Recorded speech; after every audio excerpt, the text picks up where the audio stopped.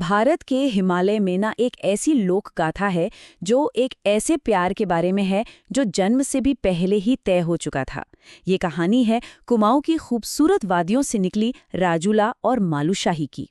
यही एक सवाल राजूला और मालूशाही की इस जबरदस्त कहानी के बिल्कुल सेंटर में है। ये कहानी है किस्मत की, अटूट लगन की और एक ऐसे इश्क की जो मौत की सरहदों को भी पार कर जाता है। तो देखिए, इस कहानी की शुरुआत हमारे प्रेमियों से नहीं होती, बल्कि उनके माता पिता और बागनाथ मंदिर में ली गई एक बहुत ही पवित्र शपथ से होती है। उनके मिलने से बहुत पहले ही उनकी जिंदगी एक वचन, एक भविष्यवाणी और एक ऐसी दरबारी साजिश से जुड़ चुकी थी जिसका मकसद था उन्हें हमेशा के लिए एक दूसरे से अलग रखना। लेकिन सालों बाद उन्हें अलग रखने की चाहे कितनी भी कोशिशें की गई हों, किस्मत ने पहाड़ों के पार से उन्हें फिर से मिलाने का रास्ता ढूंढ ही लिया। जब राजूला बड़ी होती है तो दुनिया को जानने की उसकी जो उत्सुकता थी ना, वो उसे अपनी माँ के साथ एक ऐसी बातचीत की ओर ले जाती है जो उसकी पूरी जिंदगी की दिशा बदलने वाली थी।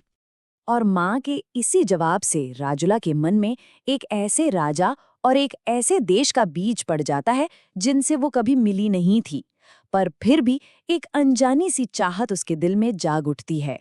और यहीं से कहानी एक बहुत ही रहस्यमयी मोड़ लेती है।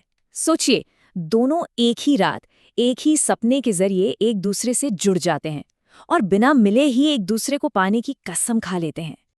इस सपने की ताकत और एक बहुत बड़े खतरे को नजरअंदाज करते हुए राजूला अपनी किस्मत को अपने हाथों में ले लेती है। वो सिर्फ इंतजार नहीं करती, बल्कि उसे खोजने के लिए खुद ही एक मुश्किल सफर पर निकल पड़ती है। लेकिन बैराज पहुंचने पर उसे कोई राजकुमार नहीं मिलता, बल्कि एक नामुमकिन से बाधा मिलती है।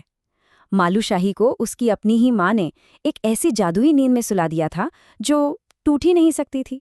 दिल टूटने के बाद वो अपनी हीरे की अंगूठी के साथ ये पैगाम छोड़ जाती है।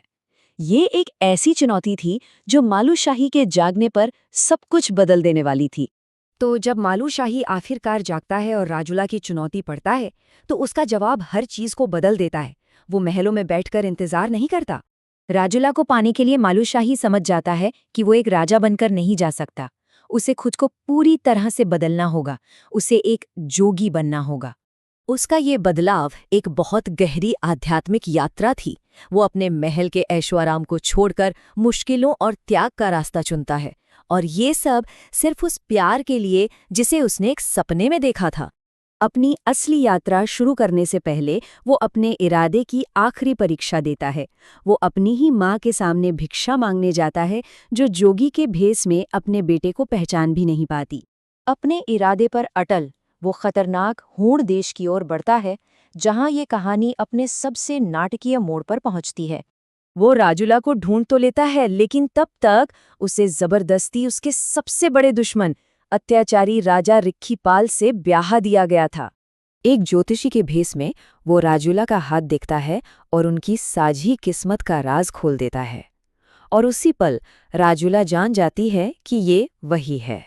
एक छोटे से पल के लिए ही सही, दुश्मन के किले के बीचों बीच वो दोनों साथ होते हैं। लेकिन ये खुशी ज्यादा देर टिकने वाली नहीं थी। राजा रिक्खीपाल उस जोगी में शाही अंदाज को पहचान लेता है और शक के कारण एक बहुत घिनौनी साजिश रचता है।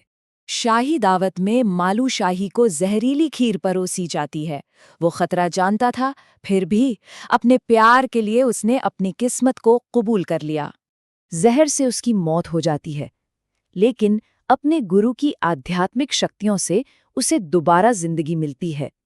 और ये इस बात का आखिरी सबूत था कि उनका प्यार मौत से भी ज्यादा ताकतवर है।